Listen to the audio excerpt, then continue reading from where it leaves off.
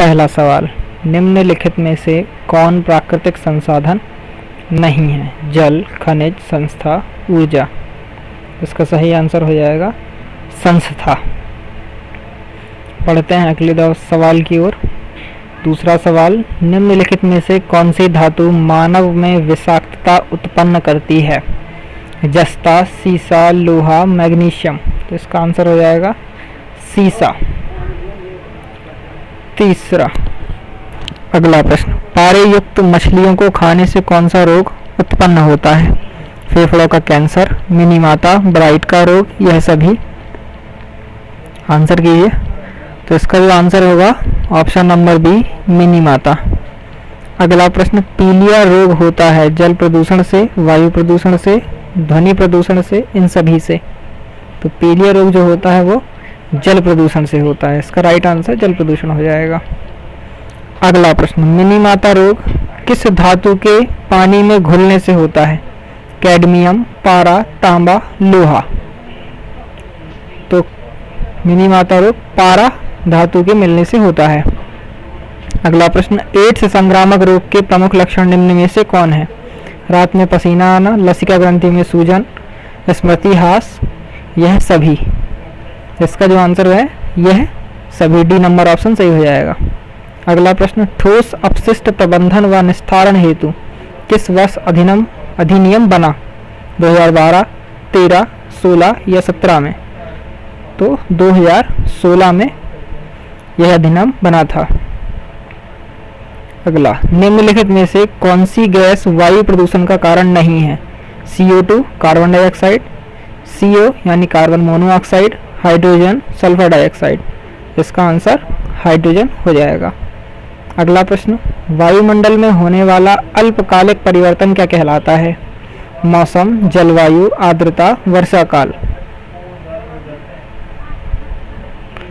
इसका जो आंसर हो जाएगा वो हो जाएगा ऑप्शन नंबर ए, मौसम।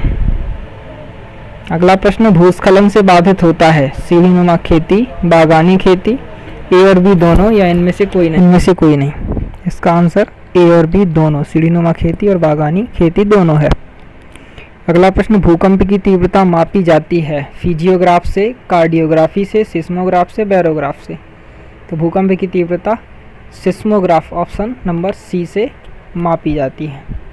अगला प्रश्न, नवीन जलोढ़ मिट्टी को किस नाम से जानते हैं? बांगर, खादर, गाद या कीचड़।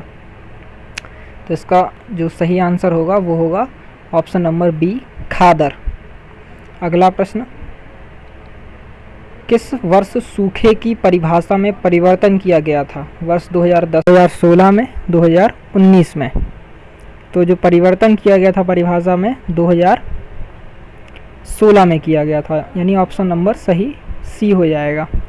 अगला प्रश्न, निम्न में से कौन एक भौमिक आपदा है? सूखा, चक्रवात, लू, भूस्खलन। इसका सही आंसर होगा ऑप्शन नंबर डी, भूस्खलन। अगला प्रश्न, निम्न में से सुनामी के कारण हैं भूकंप, ज्वालामुखी का फटना, जलगत भूस्खलन, उपरोक्त सभी। इसका सही आंसर हो जाएगा ऑप्शन नंबर ए, भूकंप। अगला प्रश्न, सुनामी किस भाषा का शब्द है? जर्मन, इटालियन, जापानी, फ्रांसीसी। इसका सही आंसर होगा ऑप्शन नंबर सी, जापानी। अगला प्रश्न, निम्न में से कौन एक नवीकरणीय ईंधन की श्रेणी के अंतर्गत आता है? पेट्रोल, डीजल, CNG या इनमें से कोई नहीं? तो ऑप्शन नंबर डी सही आंसर होगा। ये तीनों ही अनवीकरणीय स्रोत हैं। अगला प्रश्न 18, आपदा प्रबंधन प्राधिकरण कार्य करता है राष्ट्रीय स्तर पर, जिला स्तर पर, राज्य स्तर पर, उपर्युक्त सभी। तो जो आपदा प्रबंधन प्राधिकरण है वो तीनों ही स्तर पर कार्य करता है, इसलिए उसका ऑप्शन नंबर डी सही होगा। अगला प्रश्न 19, निम्नलिखित में से प्राकृतिक संसाधन है? जीवाश्म ईंधन, जैव विविधता, मृदा, उपर्युक्त सभी। इसका जो आंसर होगा वह है ऑप्शन नंबर डी, यानी तीनों ही ABC प्राकृतिक संसाधन है। अगला प्रश्न, राष्ट्रीय आपदा प्रबंधन प्राधिकरण की स्थापना किसकी अध्यक्षता में की गई?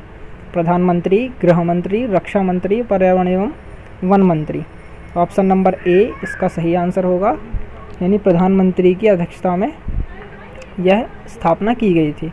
तो दोस्तों, अगर आपको मेरा वीडियो पसंद आया है तो मेरे वीडियो को लाइक करें, अपने दोस्तों के साथ शेयर करें, और अगर आप मेरे चैनल पर नए हैं तो वीडियो को लाइक शेयर करके इस चैनल को सब्सक्राइब करें।